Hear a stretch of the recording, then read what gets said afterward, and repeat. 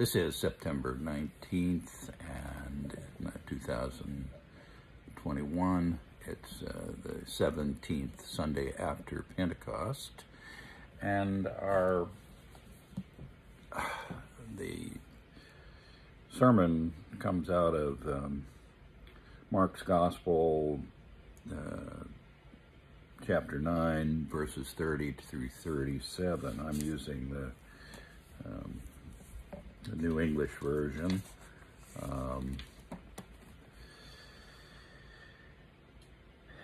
They now, meaning Jesus and his disciples, left the district and made a journey through Galilee.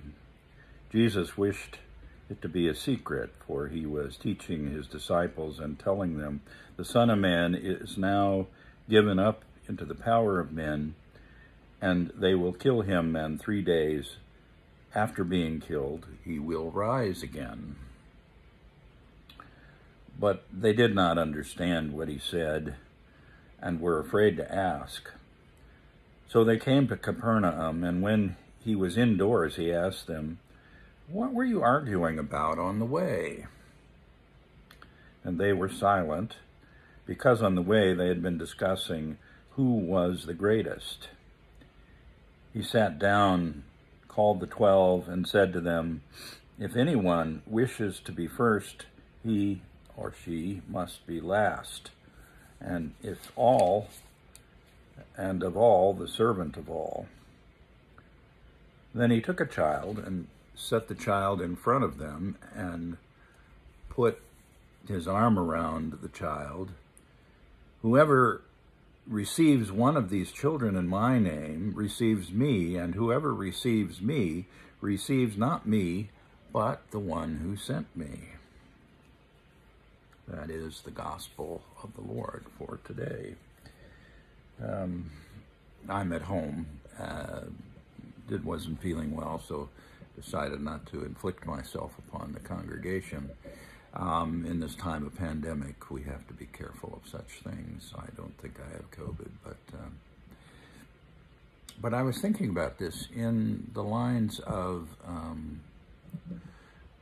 nihilism is very popular nowadays.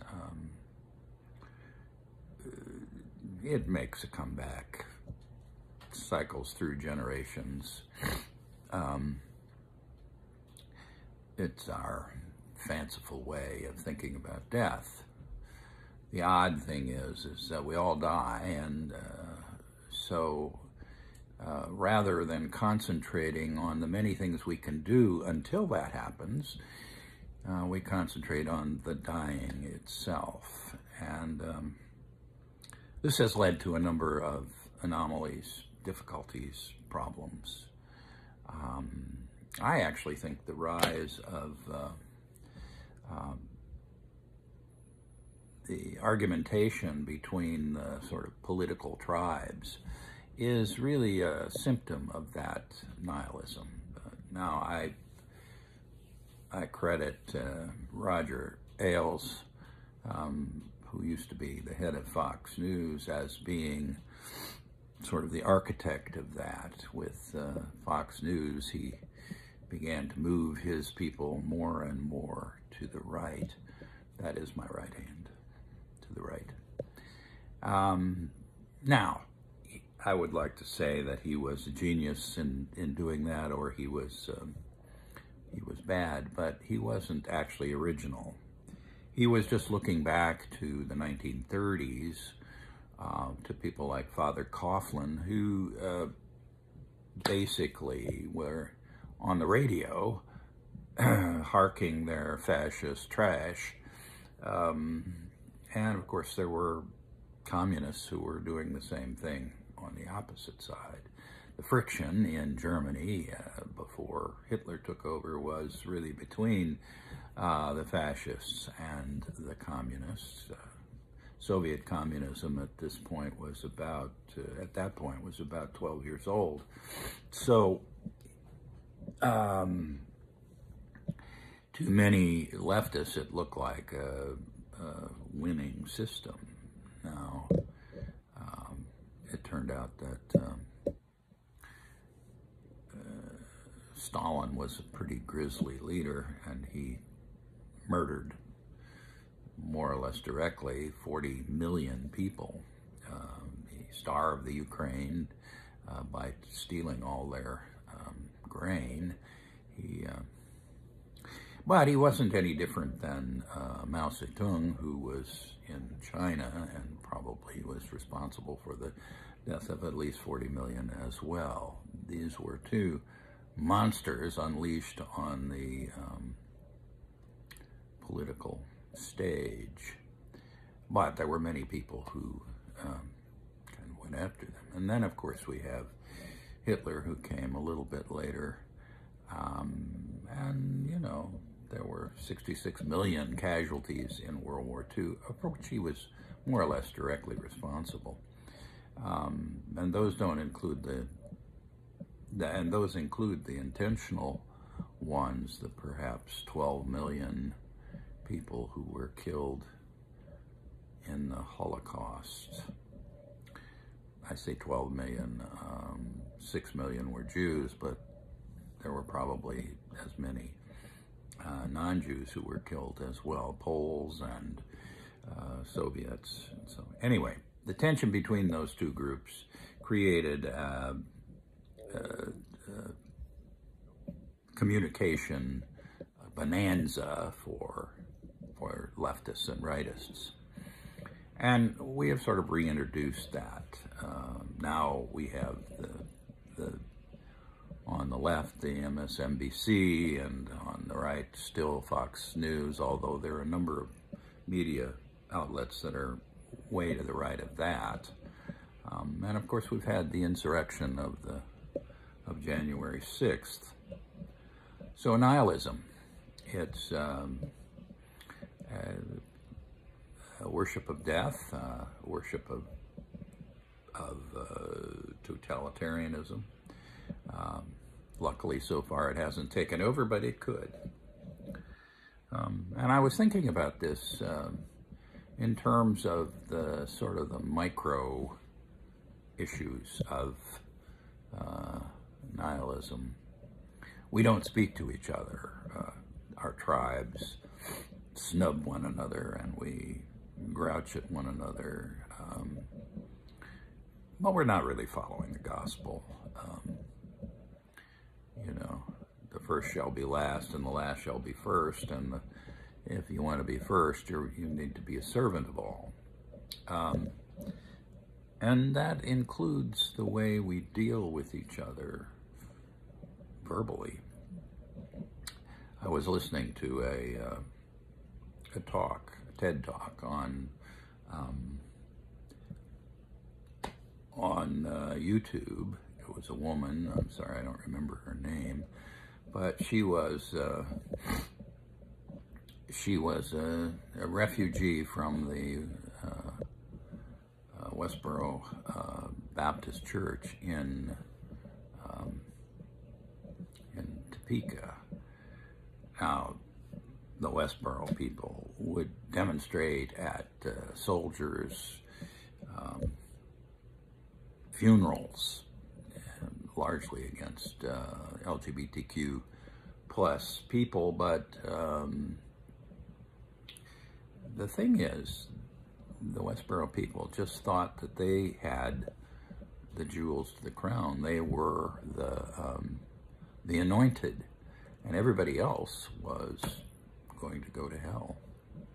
And so this was their way of saying, yeah, it's a funeral, and your son or daughter is going to hell. It was a pretty savage way to communicate. Nihilistic way, if you will, because it had no reciprocal loop back into regular society. So this woman who was speaking got out of Westboro. She was, her family, Westboro was a family affair. She was tweeting, and she had thread that many people joined, and she was pretty much tweeting her venomous stuff, and most people returned venom for venom. That's why it's nihilistic. It can't go anywhere. It's just death personified. But some people